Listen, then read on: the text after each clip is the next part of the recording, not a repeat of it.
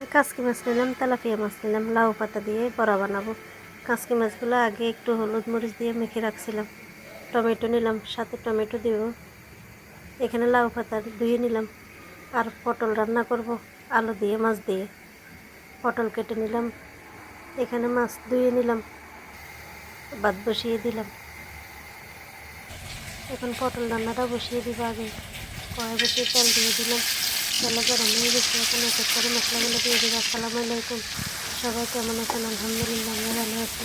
আজকে আবার নতুন একটা ভিডিও নিয়ে আসলাম। এই মশলাগুলো ভালোভাবে কষিয়ে নিলাম, পানি দিয়ে মাছ দিয়ে দিলাম। মাছগুলো একটু মিক্স করে এখন একটু কষিয়ে নিব মাছগুলো। এই যে মাছগুলো একটু উল্টে পাল্টে ভালোভাবে কষাবো। এদিকে ভাতও বলক এসে গেছে,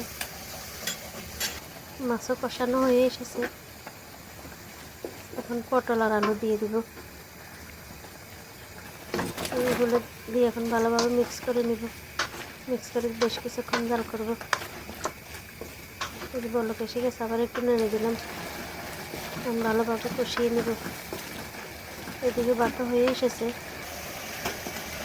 পটলও কষানো হয়ে গেছে। পানি দিয়ে দিলাম, একটু জিরা ধনিয়ার গুঁড়া দিয়ে দিলাম। দিয়ে একটু মিক্স করে এখন বেশ কিছুক্ষণ জাল করব। বলক এসে গেছে, আবার একটু নেড়ে নিলাম। এখন বড়াগুলো বানিয়ে নিব।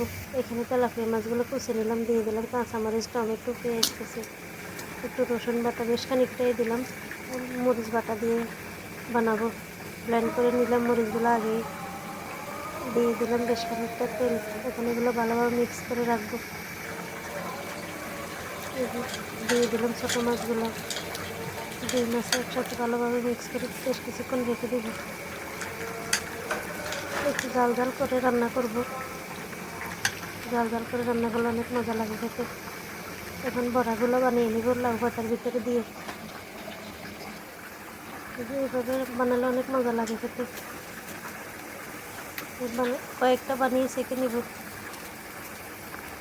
ফ্রাই প্যান বসিয়ে তেল দিয়ে দিলাম, তেলও গরম হয়ে গেছে। এখন বড়াগুলো দিয়ে দিব।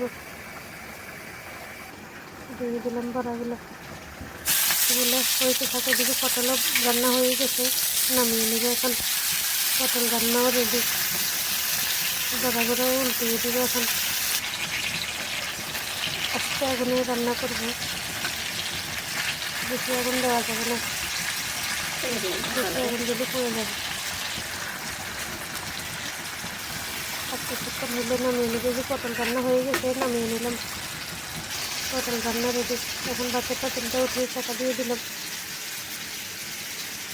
বড় হয়ে এসেছে, আর একটু ভাজবো, আর একটু ভেজে নামিয়ে নেব। বড়া ভাজা হয়ে গেছে, নামিয়ে নেব। এখন অনেক সুন্দর লাগতেছে। বড়া ভাজাও রেডি, নামিয়ে নিলাম। এই ছিল আজকের রান্না। এই যে রান্না কমপ্লিট। এখন দুপুরে কাজকর্ম সেরে খাওয়া দাওয়া করব। খাওয়া দাওয়া করে নিই। আজকে এই পর্যন্তই। সবাই ভালো থাকবেন, সুস্থ থাকবেন। যে যেখান থেকে ভিডিওটা দেখেন, ভালো লাগলে লাইক কমেন্ট করবেন। আল্লাহ হাফেজ। সবাইকে অনেক ধন্যবাদ। আসসালামু আলাইকুম।